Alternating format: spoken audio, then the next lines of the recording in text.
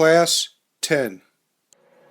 Today we're going to talk about something called, or we're going to talk about what is called the Transcendentals. This is some of the most conceptual, some of the more conceptual, or as some modern people would say, abstract ideas that are part of metaphysics. And we're going to learn, well, first of all, we'll give you the definition. Now, this is the Dictionary of Scholastic Philosophy, recommended to me by Dr. Bennett, put together by Bernard Wallner, well, you don't have to write this down, but Wellner, S.J. It's out of print, of course. I got a used so it was written by J.J. edition. Yes, it was when they were still sane. 1955. So I'll give you the definition of the transcendental. I'll write it on the board. I'm going to have to erase this. I'll just say it and then I'll write it down. Transcendental is common to all beings whatsoever and to all differences between beings, not restricted to any category. Can you dig it? Okay. So stuff that everything has in common. Common. It is what. It's not really. It is. Or those. It's what. It's more than stuff or things. It is what everything has in common. Common to all beings whatsoever,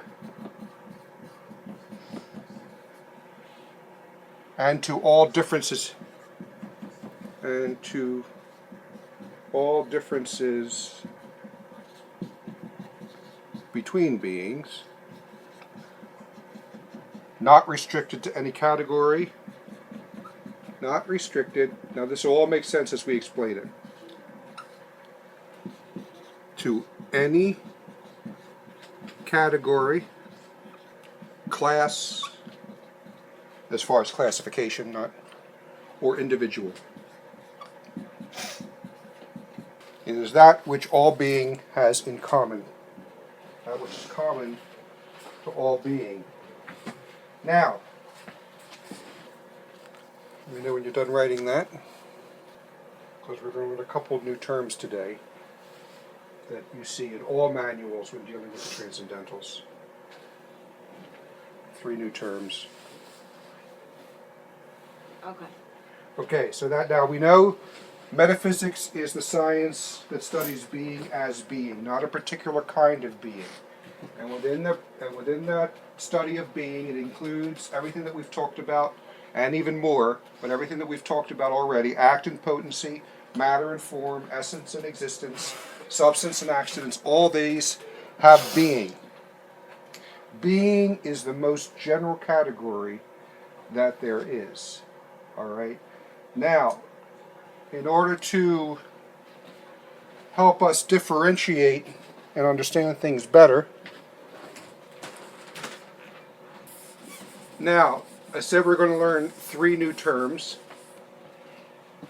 And those terms are, how did this get turned back on? I guess I knocked it. Those terms are univocal, equivocal, And pontifical? and analogous. And we're going to see that when we're talking about being, we're talking about it as analogous. Because, for example, well, let me explain univocal.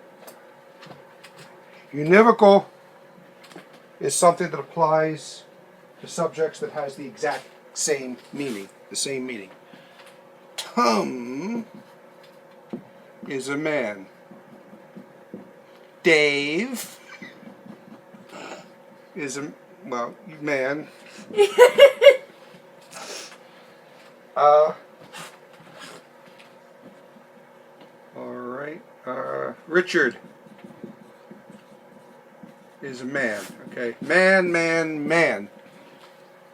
univocal, the term is used in the exact same way. It has the same meaning for all of them.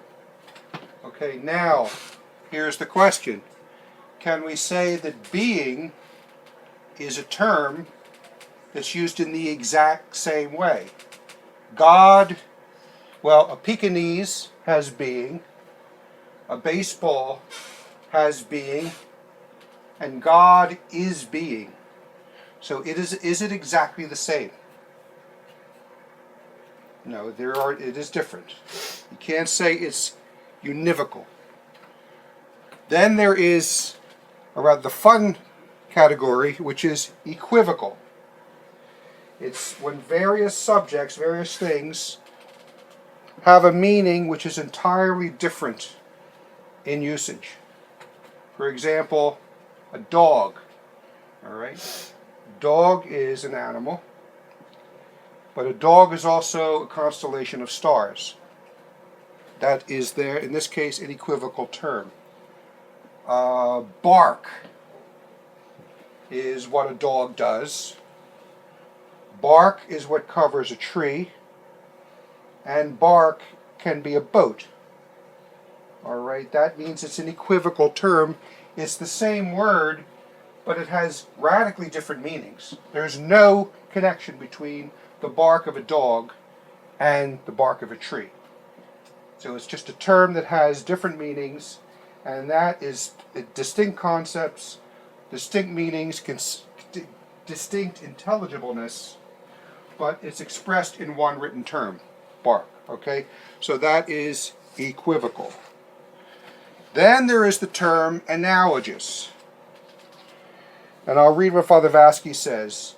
A term is predicated analogously of various subjects when it's said of these subjects according to a meaning or intelligibility which is simply different but somewhat the same. Dr. Waters would say analogous means some likeness and some unlikeness. Sometimes he would say some likeness and greater unlikeness. It's more unlike than it is alike. You can understand it either way to make the point. Some likeness and some unlikeness. Okay? The Father Vasky gives the example of a foot. There is the foot of a man, my foot. There is the foot of a table, and the foot of a mountain. Okay, now they all basically are similar. They're the same because they're talking about what? It's the lowermost part. The lowermost part. Okay? Lowermost part. The foot of a man, but it is the same, but also it is different. The foot of a mountain does not look the same as the foot of a man. Thank goodness. And neither of those look the same as the foot of a table. Okay? The human foot is living, table is wooden, mountain is this organic structure. Maybe not organic, but it's a structure in nature. So it's the same but different. This is the way we understand the concept of being. It is an analogous term. It covers everything, but there is likeness and there is unlikeness. The word that Brother Benignus uses for this example is the word skill. Now, skill is what? An auto mechanic has skill. A surgeon has skill. A violist has skill. A teacher has skill. Okay, so the mind abstracts this singular essence of skill, so it's the same, but in application it is different. It is different. The skill of a mechanic is not the same as the skill of a pianist. They both have this skill, but it's not included in the particulars. Okay, so that's what we're talking about when we say that being is an analogous concept. It's common to everything. It embraces everything. It embraces every nature. A being is that by which it is. Okay? A being of everything is that by which it is. Because even if you talk about a half of something, the half of something is still something. It still is. It's one of two equal parts. Or you can have a half an apple or a half a mile. Two very different things, but both be. So God is be in a different way from which man is be, created by God, in a different way from which a basketball is be, created by man. We can keep going with that. So that is why they say that being is, and it's a transcendental because it is common to everything. Everything that bees. So, some likeness, some unlikeness. Okay, accidents and substance have being, all of that. Okay, so we understand that. So, being is a transcendental. It's something that's above every genus. Now, genus is a term that means like a general category. An animal is genus, but there is man, there is rational or irrational. Okay, but being is above that. It's not restricted to any category. And also, there's no need to add to it. You can't add to being. This table is the table. And you don't have to add to it to have being. It is there. It either is or it isn't. So this gives us then the other terms. The other terms.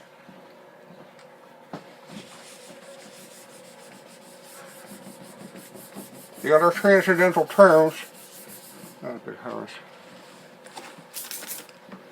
That we can discuss here.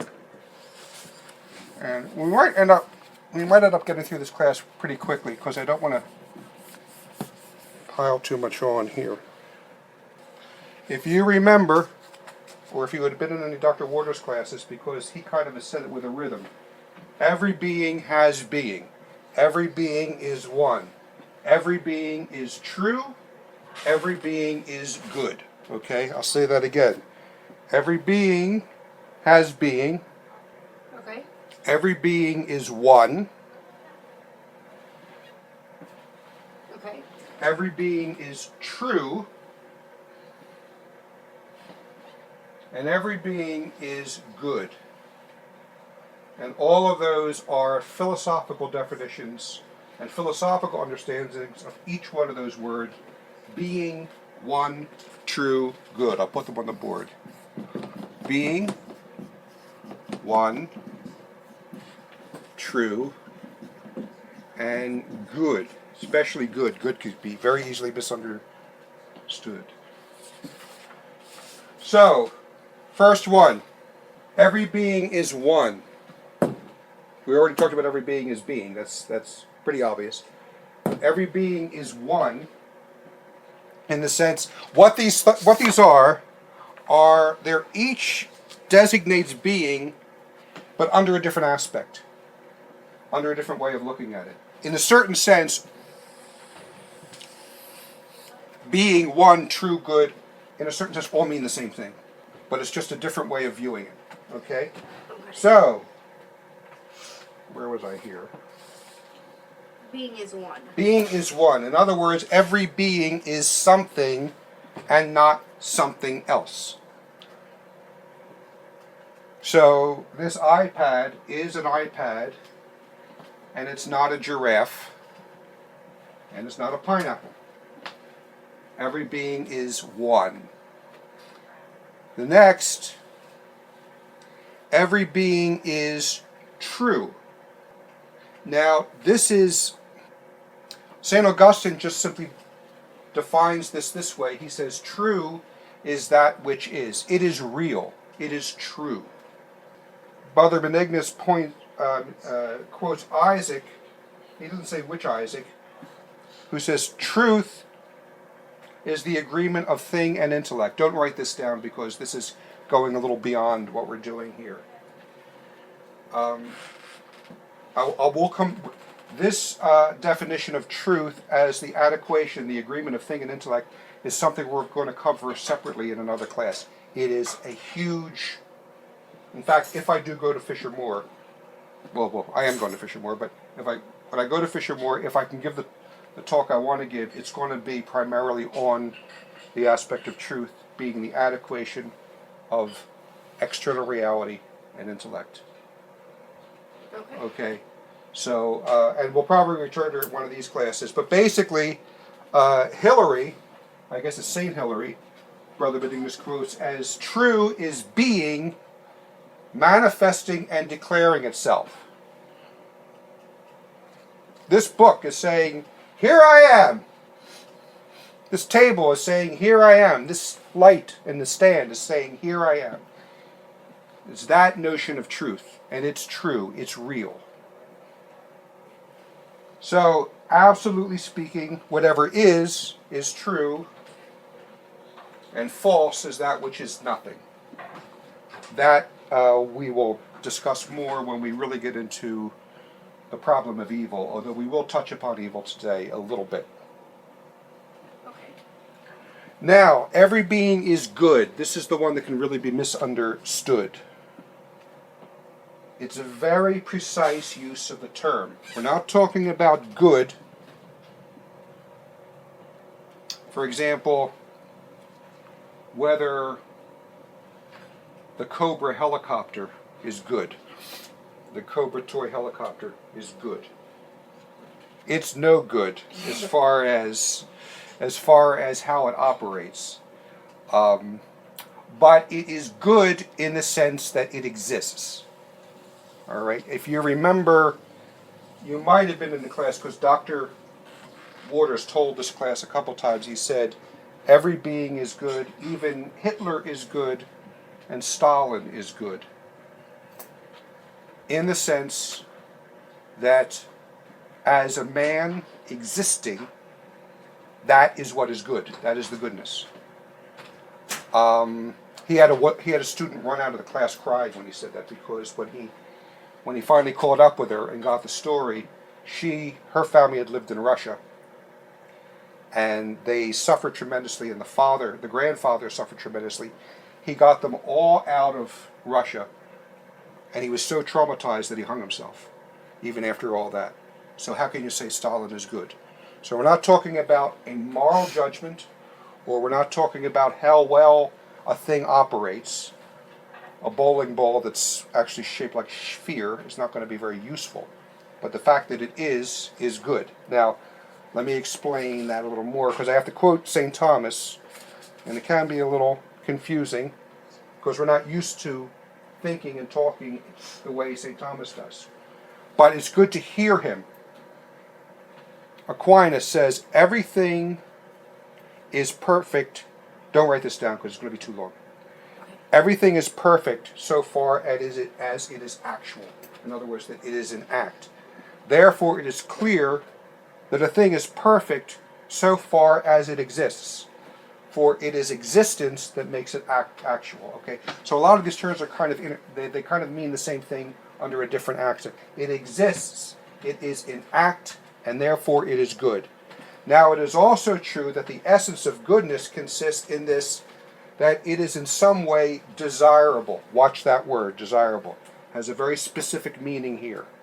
But a thing is desirable only insofar as it is perfect, and thus to the extent that it is actual or exists. Hence it is clear that goodness and being are the same. That's what I've been saying the whole time. But goodness presents the aspect of desirability which being by itself does not present. Again, what do we mean by desirable? Brussels sprouts. To me, they are not desirable, but they are perfect Brussels sprouts. Okay, desirable here means in terms of final cause. Remember final cause? Do you remember the definition of the four causes that we gave that were very simple? What is formal cause? Answers the question. What is it? Material cause answers the question. What is it made of? Right. What's it made of? Efficient cause answers the question. Where does it come from? Where did it come from? Who made it? Where did it come from? And final cause answers the question. What is it for? What's it for? What am I going to do with this thing?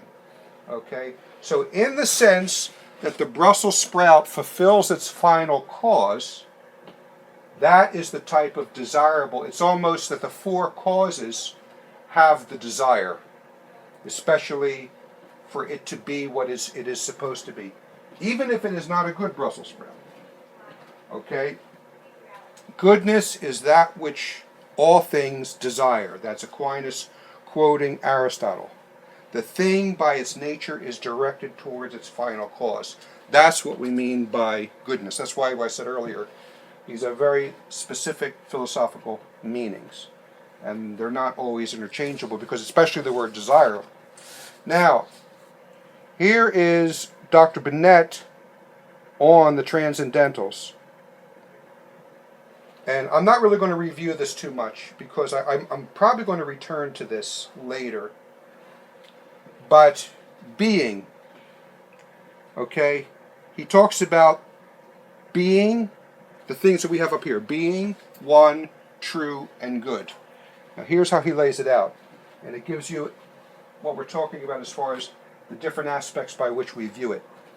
Being, considered in itself and positively, is called being. Considered in itself and negatively is called one. What do you mean? This table, by being a table, negates everything else it could possibly be. It can't be a couch. It can't be a TV. It can't be a centipede. It's a table, so that's what's meant by negation. All right. Considered relative to the intellect, it is called true. And being considered relative to the will is called good. Now again, he gives this little lineup here, this quick little lineup of being as desirable. And he says being is good insofar as it is desirable. And then Dr. Bennett, like Dr. Feser, quotes Aquinas quoting Aristotle. The good is that which all things desire. And maybe I'll put this on the board. I'll say it first, put it on the board. This is from the Summa. A being is desirable insofar as it is perfect. A being is perfect insofar as it is in act. Okay, remember we talked about act and potency? A being is in act insofar that it is being, and a being is good insofar as it is being. Okay, these are concepts that require thought. You have to really think about them and come to an understanding of, well, why do the philosophers even take the time to work all this out? Well, because they're asking questions about goodness, about true, about one. Especially the great problem that we talked about in the earlier classes of the one and the many. How is that possible? And they're going to be concerned about oneness. Everything is what it is, as Dr. Bennett always says. It's one. Now, no thing is evil by nature or by substance. So then what is evil then? Evil is the absence or defect in that which is good. Let me say that again.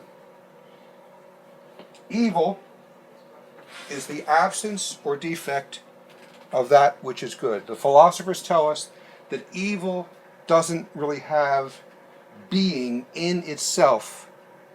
It has no existence on its own. It is an absence or defect of that which is good.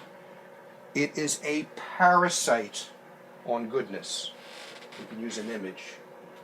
It's a parasite on goodness. A bad apple is what? A bad apple is a good apple that's turned rotten. Yes.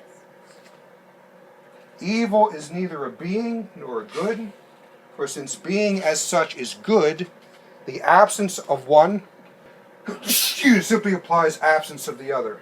So evil is the privation. This is a very important term about evil. Okay, it's the privation of a due perfection.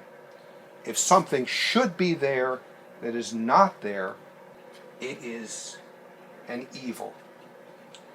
If you open your viola case and your C string is popped, in the philosophical sense, that's an evil. It's the absence of a do-good. That absence really has no substance of a self. What you see is the privation. You see the absence of what should be there. A stone doesn't see, and there might be a horse that doesn't see. With the stone, are we dealing with an evil? No. We're not dealing with an evil because a stone, by its nature, is sightless. Senseless. It just doesn't. It doesn't have sense. It's senseless. I know a lot of people were stones. Okay. We're stoned, sir. It is sightless. Okay. It just doesn't possess the sense as part of its nature. But we don't say a stone is blind. Sometimes you hear people say dumb as a stone, but that's just a funny figure of speech. But a horse, you would say, is blind. Why? Because of the P word. Privation. The privation. The privation of the good that should be there. The horse should see. The horse has five senses. All of them should be operating.